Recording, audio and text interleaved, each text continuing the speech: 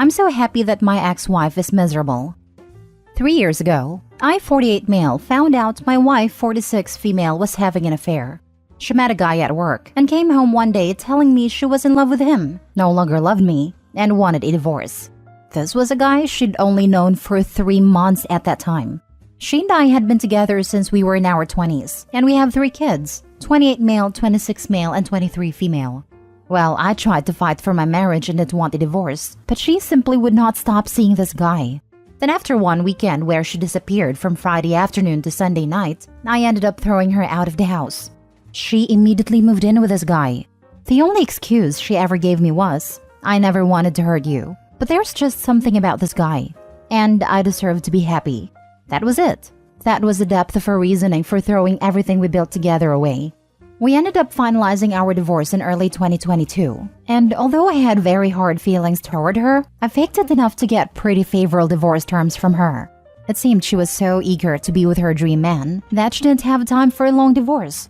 So in the end, I got to keep my pension in the house, which I had bought from my grandmother.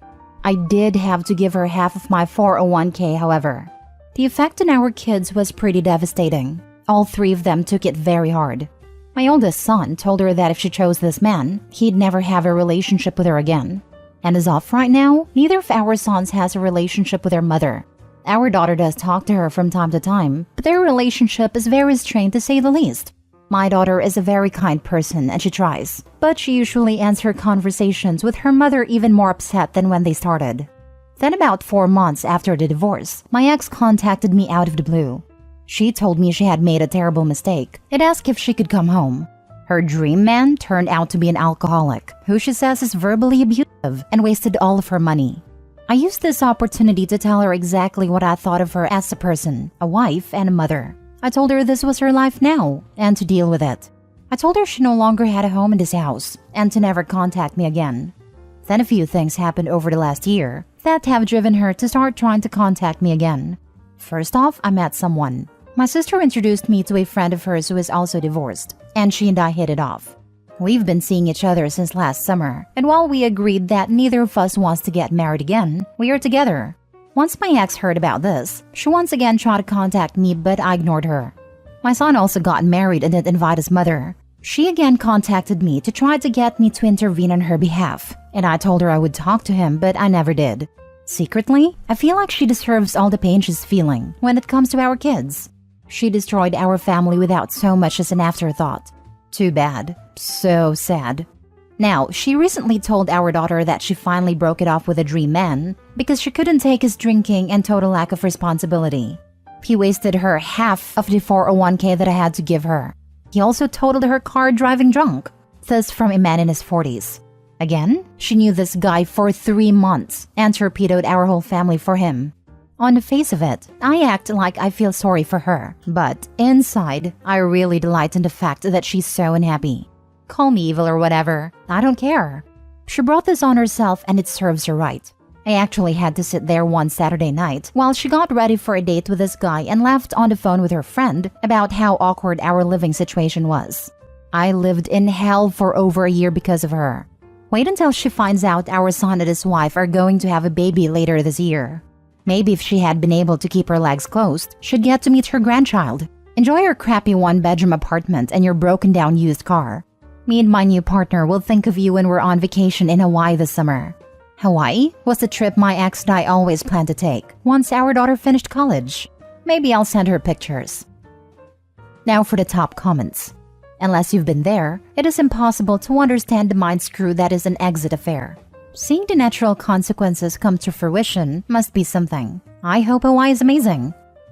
And yes, it's a totally destabilizing to literally have the person you've been with since you're 20 come home from work one day and tell you they've fallen in love with someone they've only known for a few months and they want a divorce.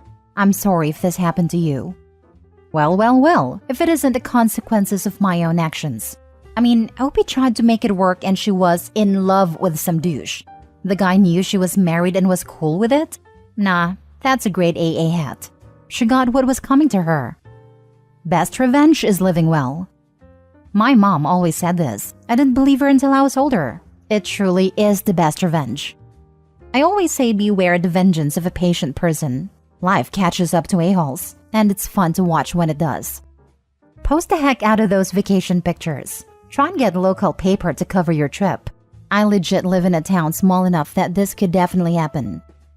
I've observed this from another perspective. The leaving woman being, well, I wouldn't call a friend, but someone who hung out in the same crowd as I did. And they just kind of followed me around even though we're not let's meet up and do fun stuff friends.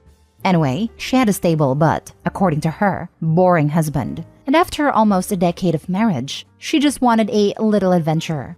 The rest follows the pattern of the story. Find an exciting man who not surprisingly had a reason why he was on the market in his 40s. Divorce, alienate the family, go back to trying to relive their 20s in bars and so forth. Then, come to a realization that it's a pretty empty life and that the new fun guy was like those friends who were only fun to drink with. Then get super upset that her ex-husband and the rest of the family had moved on and she was no longer invited. The kicker was that she always told herself as the victim in all this, saying she just had one tiny mistake and everyone else blew it out of proportions.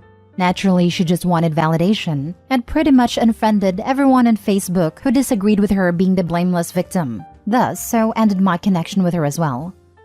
Sounds like you knew my ex-wife. Only difference was it was a woman she left for, but everything else in the story fits perfectly. Next story. My 41 male wife, 40 female, cheated on me with my best friend, 42 male. So, I'm now in the aftermath of the situation as she has moved out and divorce papers have been filed, but I still wake up feeling angry and betrayed every day. My wife and I had both come from previous divorces. She had cheated on her first husband. Red flag, I know. And we were a couple and lived together for nearly 8 years without being married, as neither of us really wanted to go down that road again. I got a career position with my job, however, and told her it would be smart to get married for insurance and tax purposes.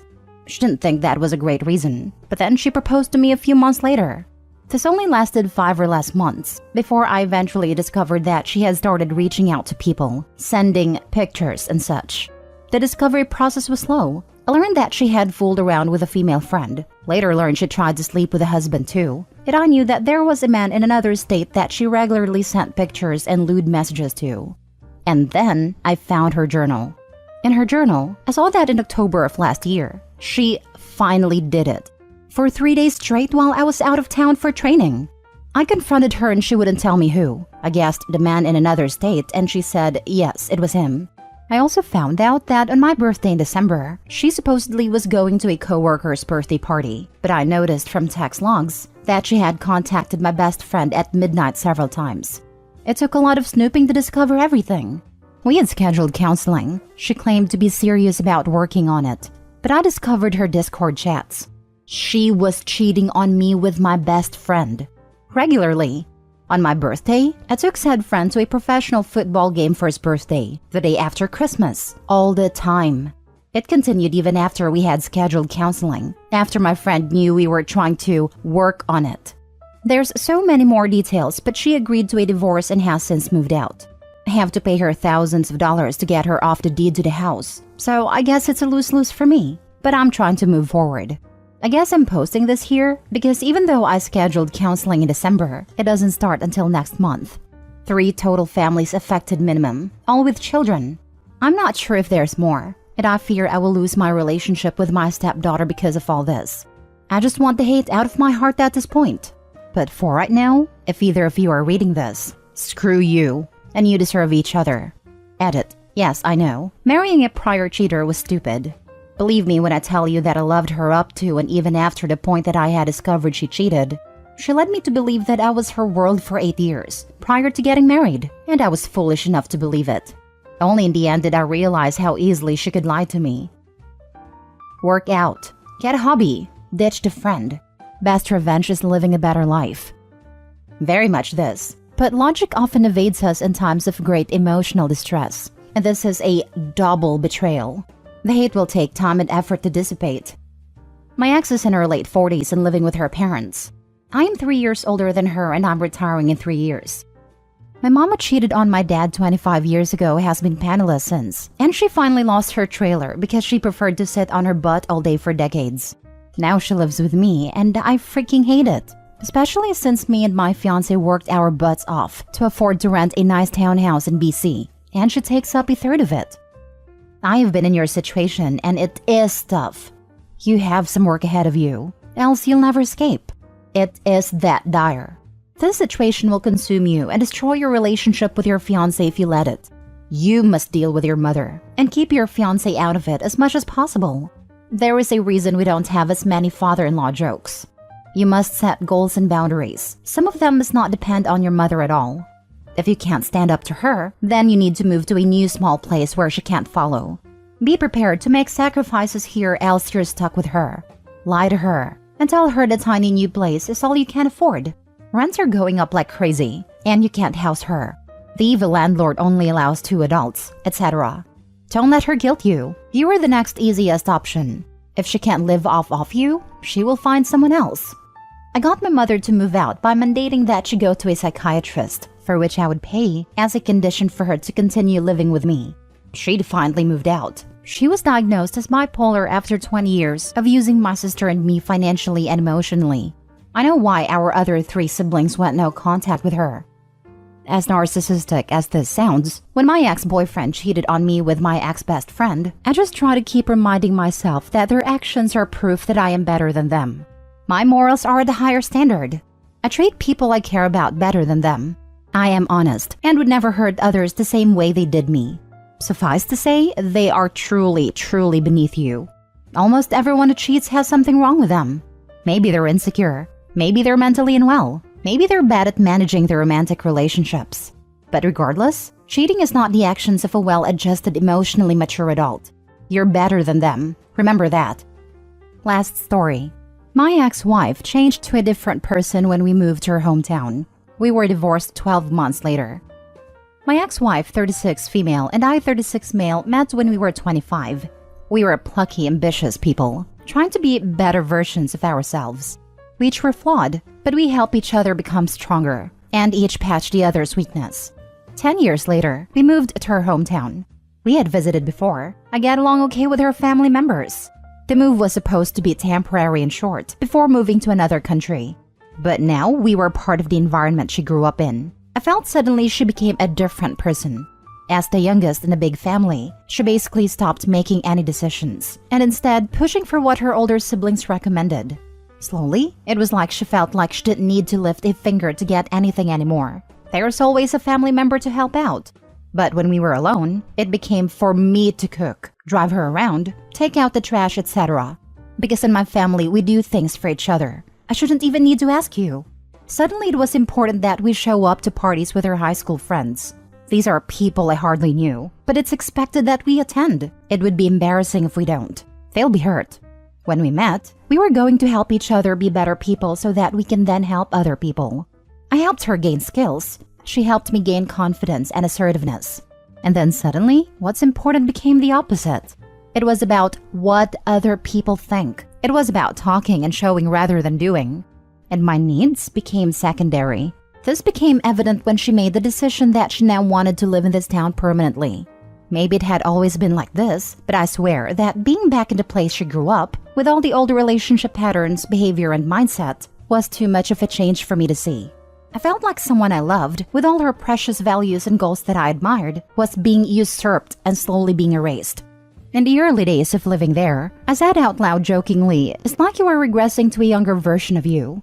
1 year later, it wasn't so funny to me anymore, but no one seemed to see it. Perhaps her family and friends only ever saw this version of her, or perhaps I was wrong in what I thought I saw all these years. I still like to think, though, that it was because of the place, that it changed her into the patterns of her younger self. And one day, if she ever moves away, the woman I knew and admire will emerge again. And then the reason for me leaving will be validated for everyone, for her, and for myself. Edit. I just want to add this detail so that I can let it go as well. I mentioned that throughout our relationship, she had helped me with my assertiveness. One of the things that made me lose hope was when she said, "I know that you're learning to set your boundaries, but when it comes to my family, this is not the time." I've always admired both of her parents, especially her dad, a kind, hardworking, generous man. Since moving, I saw up close a subtle dynamic in which he was doing all the heavy lifting for his wife, and children as well. I saw that his wife was taking him for granted. My husband will do it, etc. My ex-wife saw this and criticized her mom for it. but I could feel the behavior creeping into her, and hence our relationship. Another thing that made me lose hope was when we had her family over for dinner, and she was like, "Cook the food, serve the food, where are the cutleries? What did you get everyone for dessert?" It was the way she treated me in front of everyone. That was one of the last days. Some people, when surrounded by their family, can revert back to that childlike state of mind depending on their home life growing up, especially if they're being enabled. While it would be upsetting for you to have to bear it, I think you've done the right thing for yourself. You're only 36 from your post, and you've still got a lot of life left in you. If my uncle, who is around the same age as you, and has absolutely no social media whatsoever, can get a date, then so can you, if that's what you're wanting. Just don't ever feel guilty for choosing yourself. Oof, this is me when I'm with my family. I revert back to my teen years when my mom did everything. Mind you, I'm a stay-at-home mom that literally does everything for the house. I don't know. My mom enjoys it though, so I let her. It's also nice for me to have someone take care of me for a change in a maternal way.